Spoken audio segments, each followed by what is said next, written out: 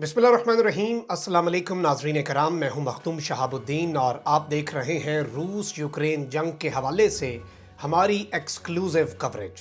नाज़रीन कराम, इस वक्त एक जानिब तो रूस ने यूक्रेन की फ़ौज का भुरकस निकाला है और बड़े पैमाने पर यूक्रेन के अहम तरीन शहरों पर रूस की जानिब से बमबारी की गई है। यूक्रेन का एयर बेस भी तबाह किया गया है और अब ऐसा महसूस हो रहा है कि यूक्रेन का दारुल हुकूमत कीव भी बहुत लंबे अरसे तक यूक्रेन के कंट्रोल में शायद ना रह सके। कुछ इंपॉर्टेंट अपडेट्स हैं जो आपके सामने रखनी है। इसके साथ ही साथ इस वक्त सफारती महाज तो गर्म है और इस वक्त चालाकियां जारी हैं। व्लादिमीर पुतिन को हर तरफ से घेरने की कोशिश की जा रही है और इस घेरने की कोशिश में ताज़ा तरीन पत्ता तैयब एर्दोआन ने फेंका है। और अब तैयब एर्दोआन बामुकाबला पुतिन कौन ज़्यादा चालाक है और कौन ज़्यादा शातिर है, ये इस वक्त कंपटीशन शुरू हो चुका है। लेकिन इस पूरी की पूरी सूरत हाल के अंदर ये वेस्टर्न ममालिक इस वक्त करना क्या चाह रहे हैं, और रूस ने इस वक्त पहली मर्तबा, इससे पहले इशारे किनायों में, इससे पहले तरीके से मुख्तलिफ डिप्लोमेटिक ज़ुबान से नेटो के कुछ ममालिक को समझाने की कोशिश की कि यूक्रेन की मदद ना करो, यूक्रेन के लिए अपने मुल्कों को बेस ना बनाओ, यहाँ से जहाज़ ना उड़ने दो। लेकिन अब पहली मर्तबा क्लियरली दो स्टेटमेंट्स हैं, वो दोनों मैं आपके सामने रखूंगा, जिनसे चीज़ें आपके सामने बड़ी वाज़ेह होती जाएंगी कि इस वक्त रूस सोच क्या रहा है और इसराइली वज़ीर आज़म का दौरा किस तरह से तैयब एर्दोआन ने नाकाम बनाया है। और उसके बाद फ्रेंच सदर इमैनुअल मैक्रोन की 2 दिन पहले 1.5 घंटे की गुफ्तगू का आपने हवाला सुना होगा, लेकिन आज फिर एक टेलीफोनिक गुफ्तगू हुई है और ये गुफ्तगू 1 घंटा 45 मिनट चली है। पौने 2 घंटे की टेलीफोनिक गुफ्तगू हुई है। इसका हवाल भी आपके सामने रखना है। ज़्यादा खबरें हैं कम से कम वक्त के अंदर, इस पूरी की पूरी जंग के हवाले से सारी अपडेट्स आपके सामने रखते हैं। नाज़रीन इकराम, आप सबसे पहले एक अपडेट देखें।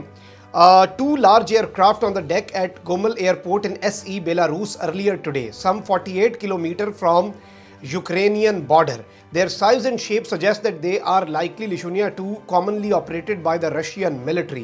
2 बड़े पैमाने पर लार्ज एयरक्राफ्ट जो हैं वो बेलारूस के एक एयर बेस के ऊपर देखे गए हैं और यूक्रेन के बॉर्डर के सबसे करीब 48 किलोमीटर्स जो एयर बेस है वहाँ पर रूस के मजीद तैयारे आए हैं। इससे पहले रूस Tu-22 एटमी हथियार ले जाने वाला बॉम्बर यूक्रेन की फ़ज़ाओं में उड़ा चुका है। Su-35 और दीगर जो रूस के फाइटर जेट्स हैं वो यहाँ पर तबाही फेर रहे हैं और इस वक्त लगातार रूस जो है वो अपनी तरफ से अपने प्लान के मुताबिक चल रहा है। ऑल्दो जो फॉरेन फाइटर्स आए हैं उन्होंने एक मरतबा फिर से रशिया के खिलाफ रेजिस्टेंस के अंदर, क्योंकि फॉरेन इन्वॉल्वमेंट है, वो तो एक एजेंडे के तहत आए हैं, एक प्लान लेकर आए हैं, तो वो इस वक्त उस रेजिस्टेंस को फिर से मजबूत कर रहे हैं। इसके साथ मैं आपके सामने एक खबर चलवा देता हूँ। Heavy Russian missile strike on the outskirts of the Ukrainian capital Kyiv. Ukrainian capital Kyiv के बिल्कुल बाहर हैवी रशियन मिसाइल स्ट्राइक्स जो हैं वो इस वक्त शुरू हो चुकी हैं और इसके कोऑर्डिनेट्स भी हैं, यानी कि ये एग्जैक्टली कहाँ पर हुई हैं, एग्जैक्ट लोकेशन ये 50 डिग्री 31 टू नॉर्थ और 30 डिग्री 12 टू ईस्ट, यानी ये इसके वो एग्जैक्ट कोऑर्डिनेट्स हैं जहाँ पर ये मामला हुआ है और जहाँ पर रशिया ने बड़े पैमाने पर एयर स्ट्राइक्स की हैं।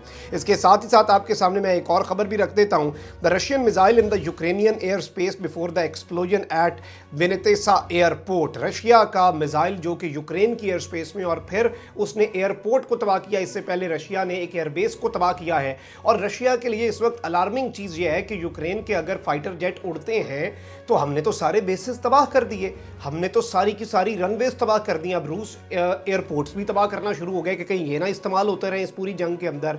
तो इस पूरे सिनेरियो के अंदर ये सारे जहाज़ उड़ कहाँ से रहे हैं? जाहिर बात है इसके अंदर कहीं से तो ये उड़ते हैं, रशिया पर अटैक करते हैं, वापस आते हैं। और मेरे लगातार जो रेगुलर व्यूअर्स हैं वो इस बात को जानते होंगे कि मैं बैक टू बैक कह रहा हूँ कि ये पोलैंड से और इसके अलावा रोमानिया से और एस्टोनिया से उड़ेंगे और रूस में कार्रवाई करेंगे, वापस आएंगे। ये एक सिंपल सी एक एनालिसिस है, लेकिन अब इसे रशिया ने कन्फर्म कर दिया। रशिया की मिनिस्ट्री ऑफ डिफेंस ने क्या कहा है और रशिया की सरकारी न्यूज़ एजेंसी स्पुतनिक क्या कह रही है, आप देख सकते हैं। Russia has info some Ukrainian fighter jets flying into Romania and other countries, यानी कि रशिया के पास इस वक्त क्रेडिबल इंफॉर्मेशन है कि इन्होंने यहाँ पर नाज़रीन किराम इनके जो फाइटर जेट्स हैं वो मुख्तलिफ ममालिक जिनमें रोमेनिया भी है, यहाँ से तबाही फेर के वहाँ पर जाकर सुकून से पार्किंग कर लेते हैं। और इसके अंदर उन्होंने कहा है कि यूक्रेन की एयरफोर्स जो है रशिया के मुताबिक उसने कहा है कि यूक्रेन की एयरफोर्स ने 11 कॉम्बैट एयरक्राफ्ट और 2 हेलीकॉप्टर अभी तक संडे के दिन तक खोए हैं। और इन्होंने ये भी बताया है कि on 6 March high precision long range weapons were used to disable an airfield of Ukrainian air force in वेंतिसिया।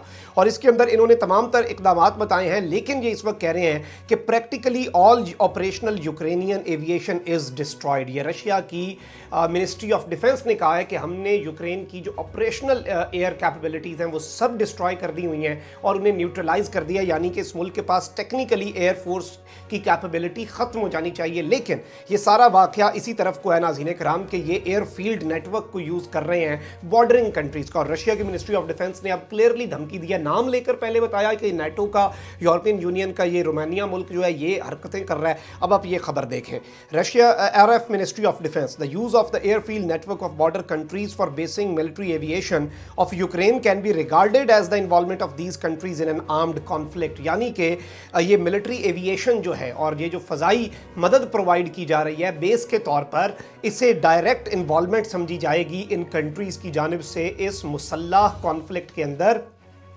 इस मुसल्लह जंग के अंदर, यानी कि हथियारों से ही फिर लड़ा जाएगा।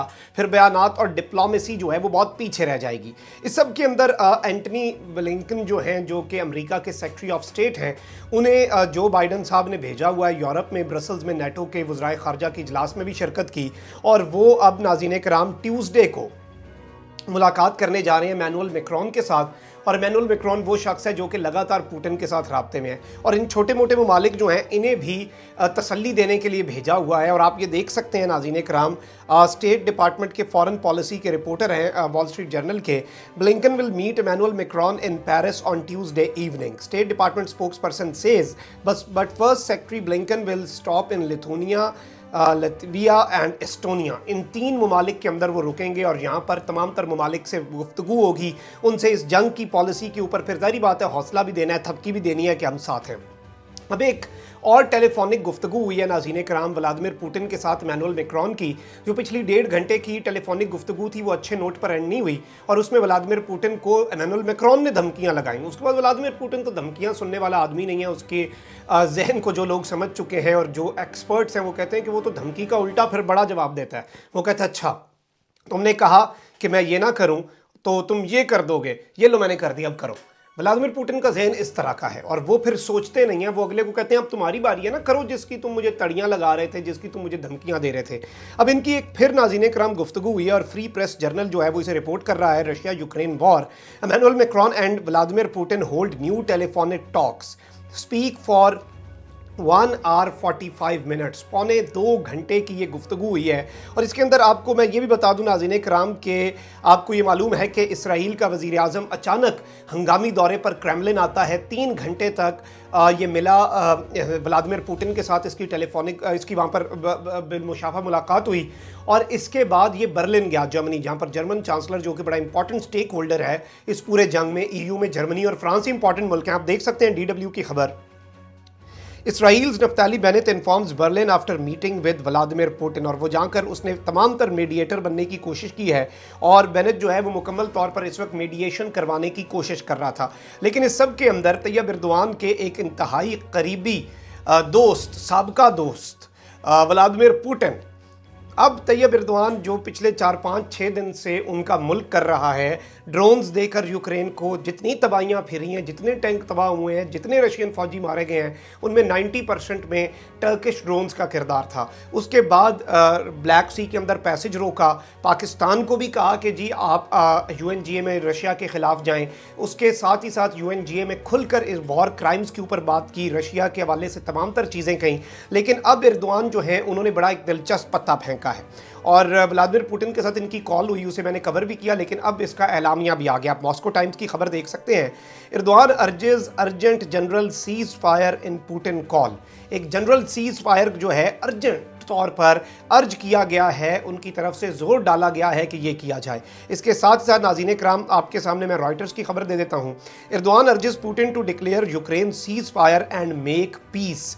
अब इस सब के अंदर जो امپورٹنٹ ڈیٹیلز ہیں, جو سب سے بڑی ڈیٹیلز ہیں ناظرین کرام وہ یہ ہیں کہ ٹرکی اس وقت بیک فٹ پہ جانا چاہ رہا ہے. ٹرکی اس وقت پھر سے ایک نیوٹرل رول ادا کرنا چاہ رہا ہے اور ایک نیوٹرل ملک کا کردار ادا کرنا چاہ رہا ہے, کیونکہ اسی لیے جو طیب اردوان ہیں انہوں نے ایئر سپیس نہیں روکی نیٹو ممالک کے برعکس کمرشل فلائٹس کی جو رشیا سے آپریٹ کر رہی ہیں, اور اس اقدام نے اور اس طرح کے دیگر کچھ اقدامات ہیں انہوں نے بیک ٹو بیک آفرز کی ہیں.